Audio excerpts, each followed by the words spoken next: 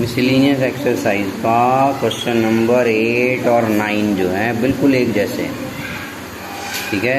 Properties ही follow करनी है इनमें। 8th क्वेश्चन का एक पार्ट, 2 पार्ट हैं, ठीक है। 9th में भी एक पार्ट करते हैं। फर्स्ट पार्ट कर लेते हैं। हमें प्रूव करना है A is equal to A union B, sorry, A is equal to A intersection B union A minus B। Obviously right hand वाले पार्ट को उठा लेते हैं। ये वो क्वेश्चन है जिनमें आइडेंटिटीज फॉलो हो जाएंगी। A इंटरसेक्शन B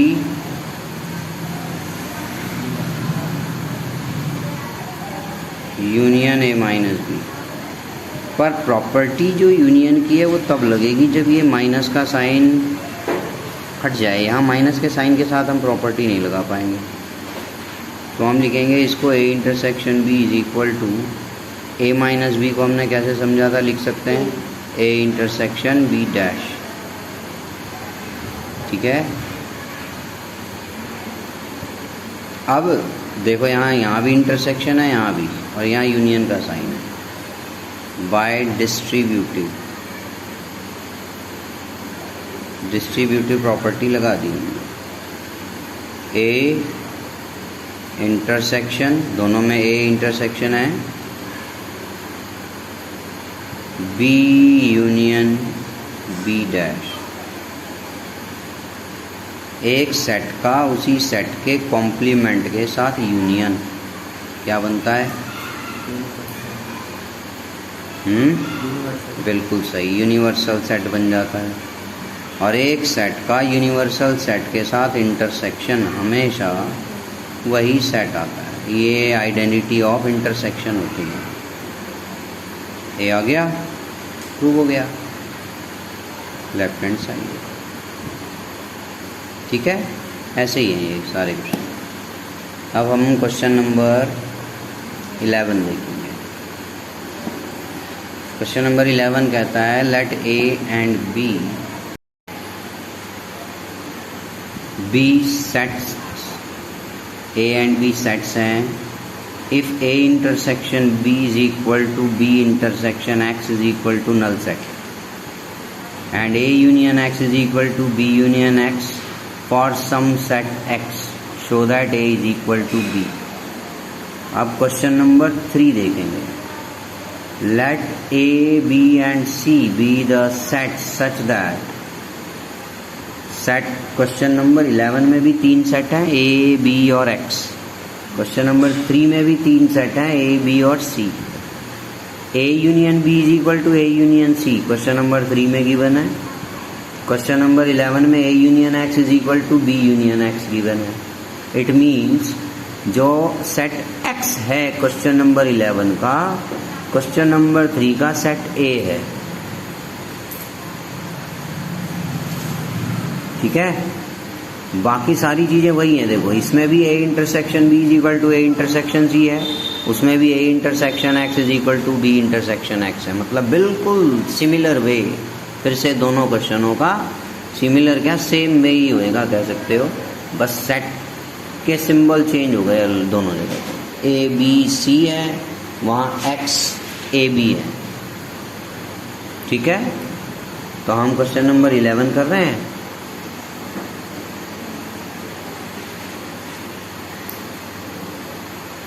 हमें गिवन है A intersection X is equal to B intersection X is equal to null set and A union X is equal to B union X for some set X show that A is equal to B। और हमें show करना है A और B equal है, दोनों set A और B हमें equal prove करना है। How? Prove. Method of deduction follow करेंगे, कुछ नॉन आइडेंटिटी को लेंगे और उस नॉन आइडेंटिटी से हम आगे बढ़ेंगे।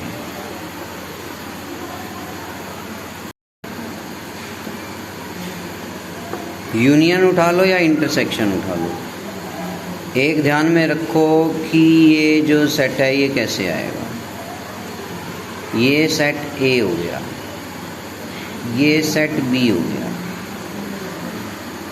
अब हम मुझे ए के साथ मान लो यूनियन, यहाँ पर यूनियन में मुझे एक्स लेना पड़ेगा ना, यहाँ बी की जगह एक्स हो गया।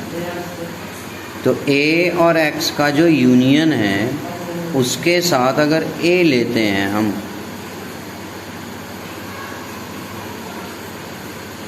ए is equal to A union लें या इंटरसेक्शन लें, ए union X.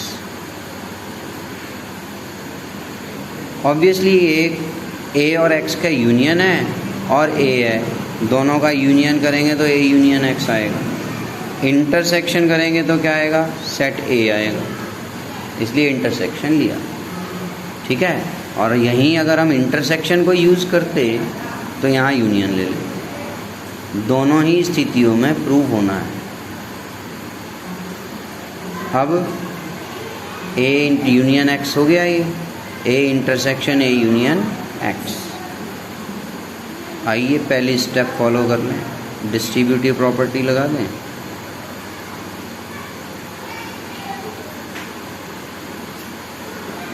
A intersection A union A intersection x. A intersect, अब तो लिख दिया ए इंटरसेक्शन ए, ऑब्वियसली ए वही सेट रहना है, और ए इंटरसेक्शन एक्स की जगह हम बी इंटरसेक्शन एक्स लिख लें, बी इंटरसेक्शन एक्स।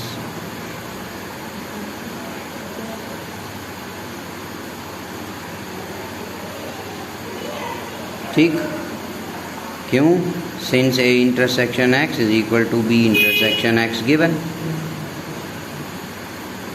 अब हम A union B intersection X में फिर से डिस्ट्रीब्यूटिव प्रॉपर्टी लगाएंगे, A union B intersection A union x.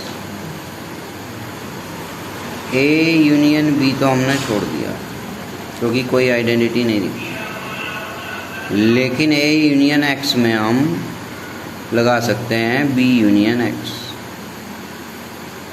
यही काम यहाँ स्टार्टिंग में भी करके आगे बढ़ सकते थे आप।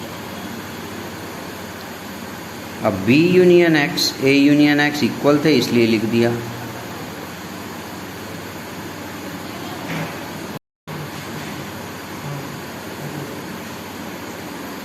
ए इज इक्वल टू, अब दोनों में बी है, दोनों में यूनियन है, मतलब डिस्ट्रीब्यूटिव प्रॉपर्टी बी और यूनियन कॉमन निकल गए, ए intersection x.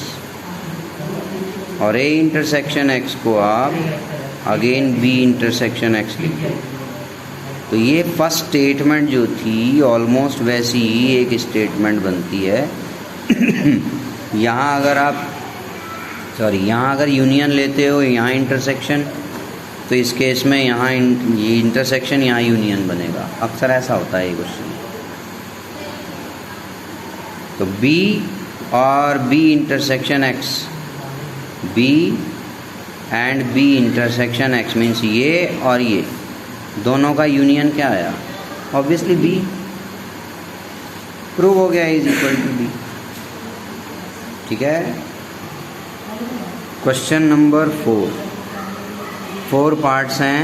A subset B, second part A minus B is equal to null set, third part A union B is equal to B, and fourth one is A intersection B is equal to A. Show that the following 4 conditions are equivalent. Show करना है कि ये चारों condition equivalent हैं। का मतलब है अगर एक स्टेटमेंट ट्रू कहेंगे तो सारी तीनों भी ट्रू हैं। कोई सी भी चारों में से एक को ट्रू ले लो तो बाकी भी तीनों बची हुई ट्रू रहेंगी। तो हम स्टार्ट करते हैं। अगर let A subset B is true का मतलब हो गया all the elements of set A are in set B. अब सेट ए के सारे एलिमेंट सेट बी में हैं अगर that imply sorry there does not exist, ये साइन होता है देयर डज नॉट एग्जिस्ट का। There does not exist any element in A which is not in set B. Actually statement ये वाली बनाई, ए माइनस बी का मतलब होता है सेट ए के वो एलिमेंट जो सेट बी में नहीं है। और हमने इस स्टेटमेंट से ये दिखाया कि सेट ए में कोई ऐसा एलिमेंट है ही नहीं जो सेट बी में ना हो। इसका मतलब ए माइनस बी अगर लिखेंगे तो वो खाली रहना है, नल सेट। दूसरी स्टेटमेंट ट्रू हो गई भाई। अब तीसरी स्टेटमेंट को ट्रू करना है। अब ये इक्वल वाली है तो ये सीधे सीधे भी करी जा सकती हैं जो हमने इक्वल वाले तरीक़ों से किए थे। For third let x belongs to A union B, it means x belongs to A or x belongs to B। अगर A में या B में है और A B का सबसेट है as the statement says imply x belongs to B only, ये लिख सकते हैं हम। since A is subset of B, A के सारे एलिमेंट B में हैं तो जो A या B में है कहेंगे हम वो सिर्फ B में कह सकते हैं कि नहीं। देयरफॉर जो एलिमेंट वही जो पहले क्वेश्चन किए हमने, इसके according A union B is subset of set B, prove हो गया। ऐसे ही अब let y belongs to B कर दें। y बिलोंग्स टू बी का मतलब है y बिलोंग्स टू ए और y बिलोंग्स टू बी। क्यों? क्योंकि a is subset of b। सारा फर्स्ट स्टेटमेंट से ही बन रहा है। अब y दोनों में से किसी में भी हो सकता है तो y belongs to A union B लिख सकते हैं हम। Therefore b is subset of A union B. Combining both the statements we can say that A union B is equal to B.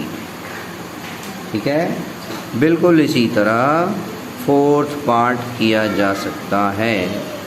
Late A intersection B, हम assume कर लेंगे let x belongs to A intersection B.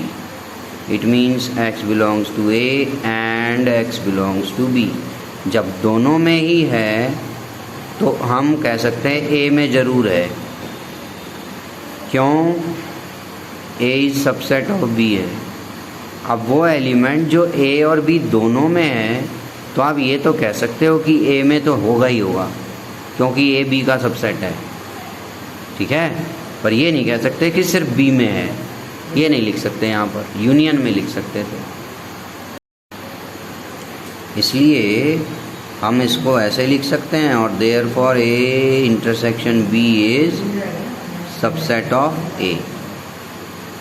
Now let y belongs to A.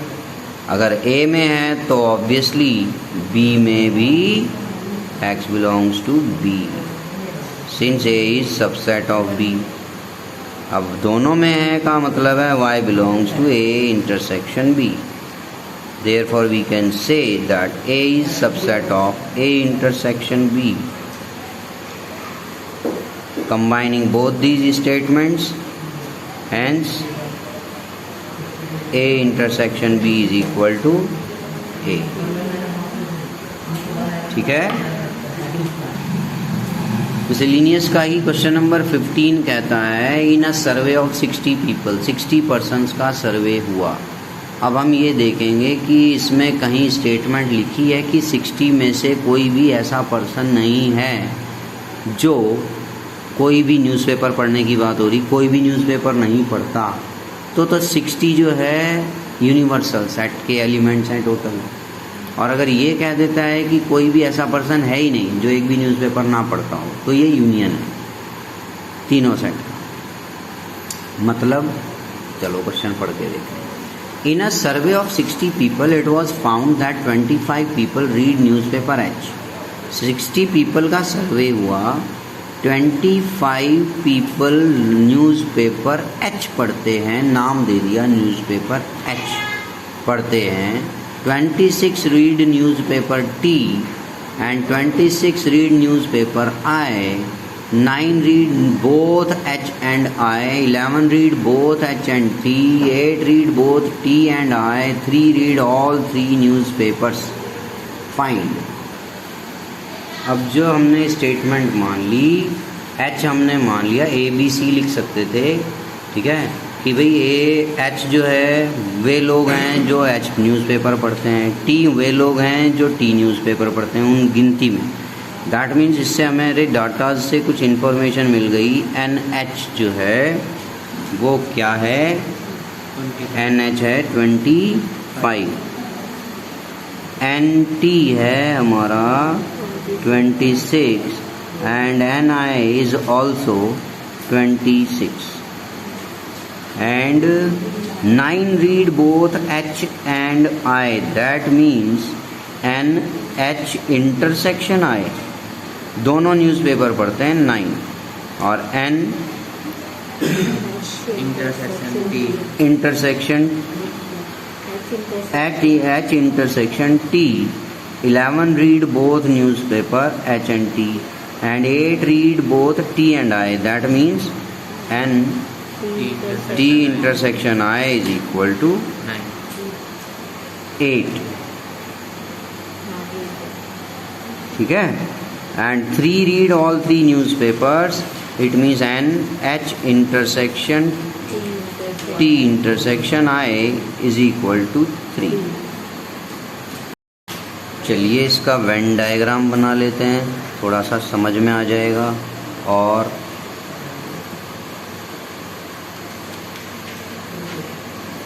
H T I, ये U, ये A हमने कहा, ये B, ये C, ये D। It means 9 is H intersection I का मतलब है C plus D। H intersection T 11 है, that means A plus D। And 8 is T intersection I, that means B plus D। H intersection T intersection I is D, it means D की value है 3, और अगर D की value 3 है तो आप C A B की value निकाल सकते हो। C प्लस D 9 हुआ, D की वैल्यू 3 हुई, तो C इज इक्वल टू 6 हो गया, ठीक है। C 6 हुआ, और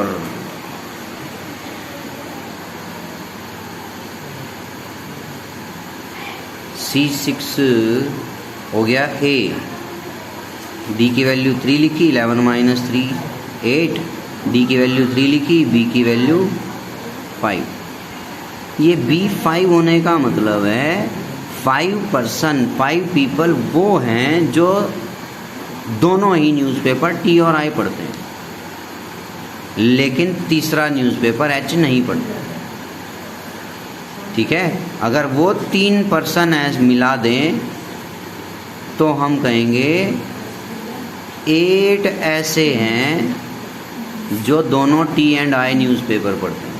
इट मीन्स, फिर से स्टेटमेंट देखो, 5 read only T and I, 8 read T and I। Only word जो है वो एक्सप्रेस कर रहा है कि सिर्फ टी और आई, मतलब तीसरा अगर है न्यूज़पेपर तो वो नहीं, और ओनली हटा दिया तो टी एंड आई पढ़ते हैं का मतलब है हो सकता है वो भी पढ़ते हो।